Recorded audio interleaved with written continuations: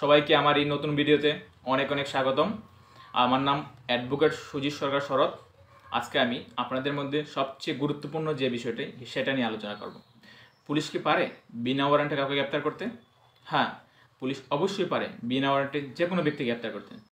বাংলাদেশ ফৌজদারি কার্যবিধির ৫৪ ধারা অনুসারে পুলিশ বিনা ওয়ারেন্টে ৯টি গ্রাউন্ডে যে কোনো ব্যক্তিকে উইথাউট ওয়ারেন্টে গ্রেপ্তার করতে পারে। আজকে আমি গুরুত্বপূর্ণ 4টি গ্রাউন্ড সম্পর্কে আলোচনা করব এবং বাকিগুলো আমি আমার স্ক্রিনে দিয়ে দেব।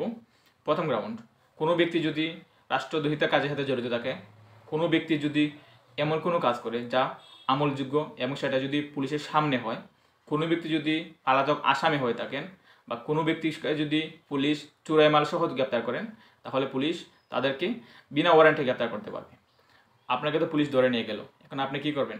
ভয় পাবেন? না, ভয় পাওয়ার কোনো কারণ নাই। একটা জিনিস মনে রাখবেন, পুলিশ যে কোনো ব্যক্তিকে ধরে নিয়ে যাক না কেন, পুলিশ 24 ঘন্টার ভিতরে নিকটস্থ যে কোনো ম্যাজিস্ট্রেটের নিকট আপনাকে হাজির করবে। এটা হচ্ছে আপনার সাংবিধানিক অধিকার।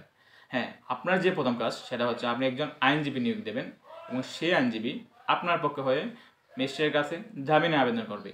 ম্যাজিস্ট্রেট যদি আপনার জামিন পিটিশন দেখে মনে করেন আপনি জামিন পাওয়ার যোগ্য, তাহলে ম্যাজিস্ট্রেট আপনাকে জামিন দিয়ে দেবে, দেন আপনি আবার বাসায় চলে আসতে পারবেন। হ্যাঁ, জামিন সম্পর্কে আমি আমার পরবর্তী ভিডিওতে আলোচনা করব। আমি একটাই কথা বলবো আপনাদেরকে, অন্যায়ভাবে কেউ গ্রেপ্তার হলে ভয় পাবেন না, আইনজীবীর সহায়তা নিন। আপনার অধিকার আপনার হাতে, জানুন, সচেতন হন। সবাইকে অনেক অনেক ধন্যবাদ। আমার ভিডিওটা ভালো লাগলে লাইক, শেয়ার এবং ফলো দিয়ে আমার সাথে থাকবেন। ধন্যবাদ।